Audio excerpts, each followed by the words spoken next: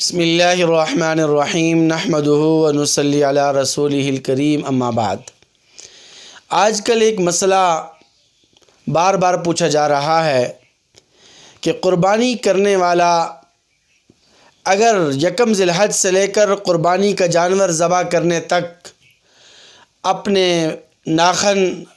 اور جسم کے کسی حصے کے بال کاٹ دے تو اس سے قربانی پر کیا فرق پڑتا ہے؟ تو یہ بڑا اہم ترین مسئلہ ہے۔ اس مسئلے کو اچھی طرح سمجھ لیجئے، لیکن اس سے پہلے آپ سے گزارش ہے کہ اگر آپ ہمارے نئے ویور ہیں تو ہمارے چینل ذاکر عباسی بیانات کو سبسکرائب کریں اور ہماری ویڈیوز کو لائک اور شیئر کریں۔ دیکھیے، یاد رکھیں کہ یکم ذی الحج سے لے کر قربانی کا جانور ذبح کرنے تک صاحب نصاب آدمی کے لیے جو قربانی کر رہا ہے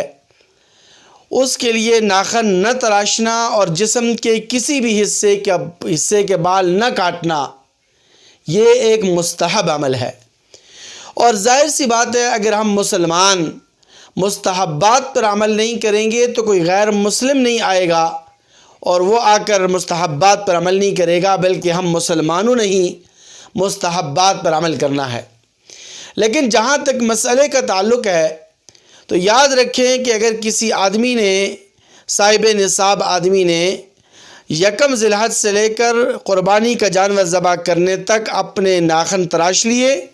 یا جسم کے کسی حصے کے بال کاٹ دیے تو اس سے قربانی پر کوئی فرق نہیں پڑے گا۔ قربانی کے اجر و ثواب میں کوئی کمی واقع نہیں ہوگی۔ البتہ اگر اس آدمی کے لیے مستحب یہ ہے، بہتر یہ ہے، افضل یہ ہے کہ ایسا آدمی کہ جس نے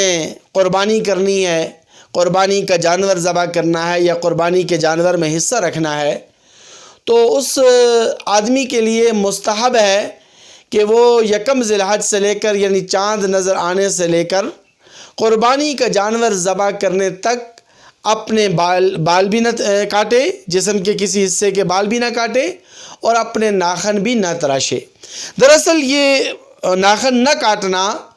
اور جسم کے کسی بھی حصے کے بال نہ کاٹنا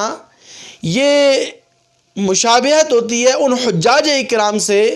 جو حج بیت اللہ کی سعادت حاصل کر رہے ہیں،